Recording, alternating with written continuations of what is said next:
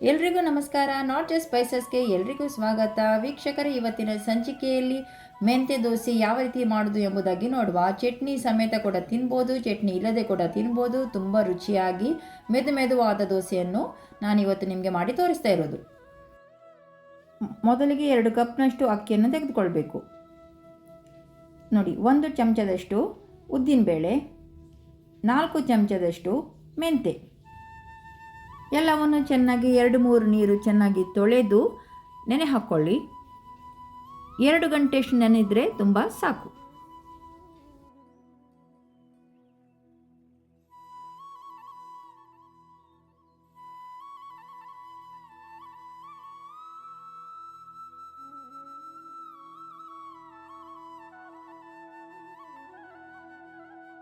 ಕಡಿಲಿಕ್ಕೆ 10 ನಿಮಿಷ ಇರುವಾಗ 1 ಮುಷ್ಟಿಯಷ್ಟು ಅವಲಕ್ಕಿಯನ್ನು ನೆನೆ ಹಾಕ್ಕೊಳ್ಳಿ.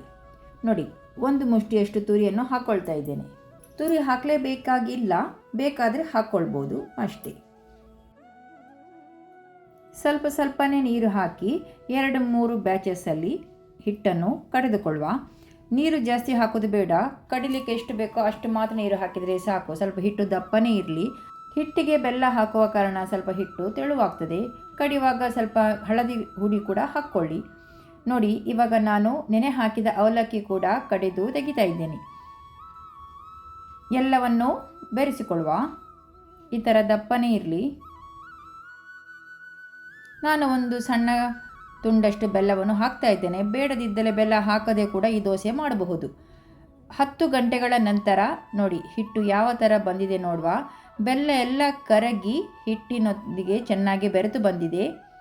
ಈಗ ಎಲ್ಲವನ್ನು ಚೆನ್ನಾಗಿ ಬೆರೆಸಿಕೊಳ್ಳುವ. ಬೇಕಾದಲ್ಲಿ ಅರ್ಧ ಕಪ್ನಷ್ಟು ನೀರನ್ನು ಹಾಕ್ಕೊಳ್ಬಹುದು.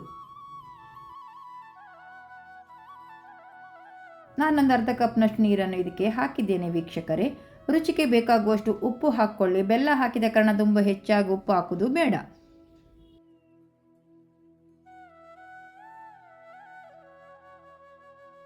ಈಗ ದೋಸೆ ತೆಗೆಯುವ. ನೀವು ತೆಳುವಾದ ದೋಸೆ ಕೂಡ ತೆಗಿಬೋದು, ಇಲ್ಲಾದರೆ ನಿಮಗೆ ದಪ್ಪ ಬೇಕಾದರೆ ದಪ್ಪನೆ ದೋಸೆ ಕೂಡ ನೀವು ಇದರಲ್ಲಿ ತೆಗಿಬಹುದು.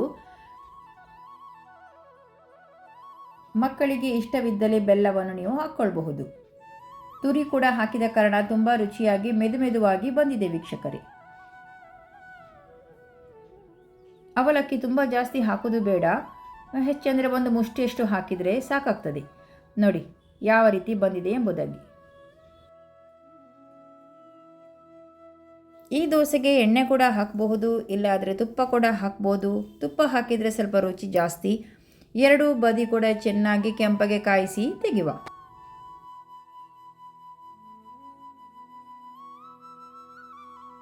ಒಂದು ದೋಸೆ ನಾನು ಎಣ್ಣೆ ಹಾಕಿ ತೆಗೆದು ನೋಡಿ, ಈ ದೋಸೆ ನಾನು ತುಪ್ಪ ಹಾಕಿ ತೆಗಿತಾ ಇದ್ದೇನೆ.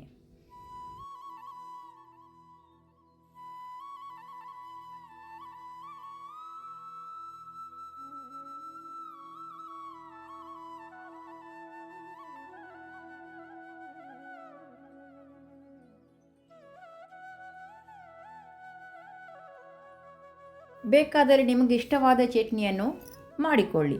ನಾನಿಲ್ಲಿ ಹಸಿಮೆಣಸು, ಶುಂಠಿ, ತುರಿ ಹಾಕಿ ಚಟ್ನಿಯನ್ನು ರುಬ್ಬಿಟ್ಕೊಂಡಿದ್ದೇನೆ. ನಿಮಗೆ ಇಂಗಿನ ಚಟ್ನಿ ಬೇಕಾದರೆ ಇಂಗಿನ ಚಟ್ನಿ ಕೂಡ ಇದಕ್ಕೆ ಚೆನ್ನಾಗಿ ಹೊಂದಿಕೊಳ್ತದೆ. ವೀಕ್ಷಕರೇ, ಇಲ್ಲಾದರೆ ಹೀಗೆ ತಿನ್ನೋದಾದರೂ ಕೂಡ ಅದು ಸಹ ತುಂಬ ರುಚಿಯಾಗಿ ಬರ್ತದೆ.